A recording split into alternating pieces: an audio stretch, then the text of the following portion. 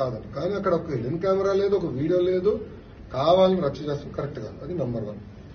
Number 2, అక్కడ ఏం జరిగిందో మీకు తెలుసు. దాదాపు 300 వీడియోలు బయటకు వెళ్ళిపోయాయి మేడం. ఆ కాలేజీ యాజమాన్యాన్ని కూడా అడుగుతున్నా, 300 వీడియోలు తాపీగా నువ్వు మాట్లాడినటువంటి విషయాన్ని వారం రోజుల నుంచి మీ దృష్టికి తీసుకొస్తే కనీసం ఎంక్వైరీ కమిటీ లేదు, కనీసం ఆ ఇష్యూస్ మీద ఎంక్వైరీ లేదు. ఎవరి కాళ్ళు చుప్చాపుగా కూర్చునేసరికి ఆడపిల్లలకి భయం వేసిపోయి వాళ్ళు అర్ధరాత్రి సెల్ ఫోన్లో టార్చ్లు పెట్టుకొని బయటకు వచ్చి యాజిటేషన్ చేస్తే ఇవాళ బయటకు వచ్చింది ఆ విషయం.